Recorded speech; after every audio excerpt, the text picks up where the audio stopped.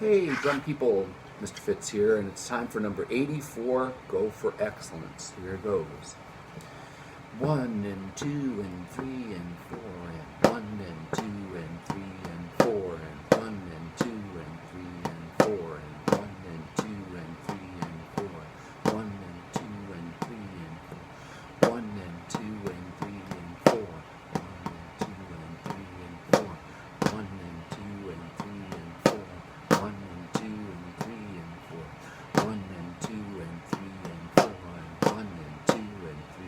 4, 1 and 2 and 3 and 4, and 1 and 2 and 3 and 4, 1 and 2 and 3 and 4, 1 and 2 and 3 and 4.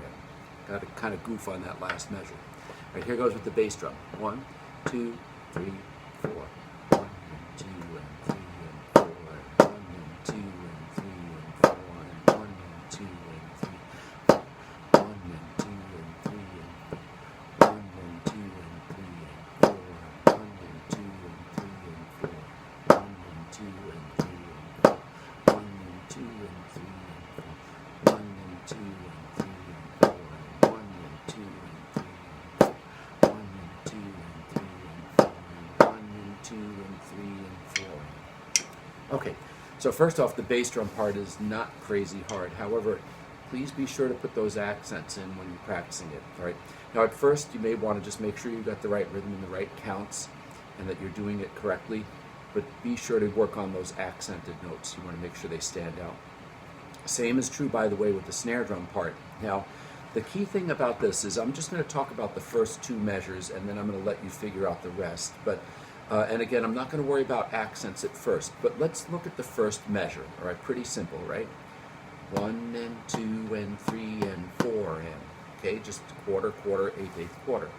If you look at the second measure, it looks a lot different, but it's really not as crazy as it looks. All right, so what happens is the first two beats are the same, right? You've got 1 and 2 and, but then you have this funny looking thing, which hopefully you know already is a single eighth rest, or just an eighth rest. I shouldn't even say single eighth rest because they're always written that way.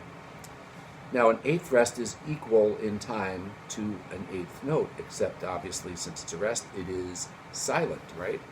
So what you're going to do when you see that little eighth rest there, you're going to say 3, all right? Notice I didn't say 3 and, I just said 3 because it's a half a beat long. And then that note with the little flag on it, that right there is a single eighth note, and that I should say that way because a lot of times eighth notes are beamed together with a little line across them. That's called a beam. It's just a way of writing them. They could be written that way, or even if you have a bunch of them, they could be written with a whole mess of flags on individual notes. But the thing of it is, that single eighth note comes after 3. Well, what comes right after 3? And if you said and, that's correct. So, third beat, if I'm just going to say the third beat of that measure, is going to be 3 and. Okay? So, by comparison, if you look at the first measure, the third beat is 3 and. Okay? But in the second measure, it's 3 and. All right? Now, this does tend to get a little confusing, but you just go slow, right? And so if you were to play the entire second measure, 1 and 2 and 3 and 4 and. And if you work that and just practice it, count it slowly, rewind this video, listen to it again, make sure that you get the idea of doing that measure. Because once you got that, it occurs in different ways throughout the song in a couple other spots, all right?